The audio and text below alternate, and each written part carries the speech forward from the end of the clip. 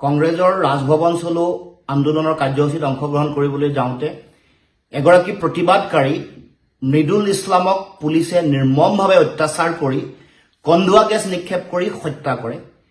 এই ঘটনা অত্যন্ত ভয়াবহ ভয়ংকৰ ঘটনা। আমি এই হত্যাকাণ্ডক কঠোৰ ভাষাৰে আমি গৰিহণা দিছোঁ আৰু স্পষ্টকে চৰকাৰক ক'ব খোজো যে চৰকাৰে বিজেপি চৰকাৰখনে তেওঁলোকৰ আমোলাত এক জংগল ৰাজ চলাইছে। এই চৰকাৰখন এখন হত্যাকাৰী চৰকাৰ আৰু তেওঁলোকে গণতান্ত্ৰিক আন্দোলনৰ কেতিয়াও ভাষা নুবুজে। গণতান্ত্ৰিক আন্দোলনৰ প্ৰতি তিলমানো তেওঁলোকৰ শ্ৰদ্ধা নাই। সেইকাৰণে নিৰস্ত্ৰ গণতান্ত্ৰিক প্ৰতিবাদকাৰীক এনেকৈ বৰ্বৰোচিতভাৱে আক্ৰমণ কৰি অত্যাচাৰ কৰি এগৰাকী আন্দোলনকাৰীক তেওঁলোকে হত্যা কৰিলে।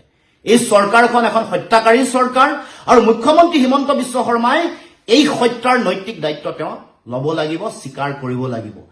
তাৎক্ষণিকভাৱে যিগৰাকী বিষয়া আছে এই বিষয়াগৰাকীৰ ওপৰত কঠোৰ শাস্তি ব্যৱস্থা গ্ৰহণ কৰিবৰ কাৰণে আমি দাবী উত্থাপন কৰিছোঁ। তাৰ লগে লগে গণতন্ত্ৰৰ চতুৰ্থ স্তম্ভ সংবাদকৰ্মীসকলক সংবাদদাতাসকলৰ ওপৰতো বিভিন্ন ধৰণে অত্যাচাৰ কৰা হৈছে।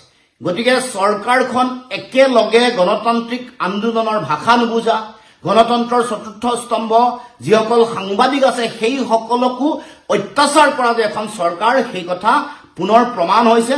গতিকে মুখ্যমন্ত্ৰীক মই পুনৰ কৈছো যে এই হত্যাৰ নৈতিক দায়িত্ব মুখ্যমন্ত্ৰীয়ে স্বীকাৰ কৰিব লাগিব আৰু যিসকল তদন্তকাৰী যিসকল বিষয়াৰ এই নেতৃত্বত এই গোটেই আক্ৰমণ হ'ল সেইসকলৰ বিৰুদ্ধে তদন্ত কৰি কঠোৰৰ পৰা কঠোৰতম শাস্তি বিহিবৰ কাৰণেও আমি দাবী উত্থাপন কৰিছো।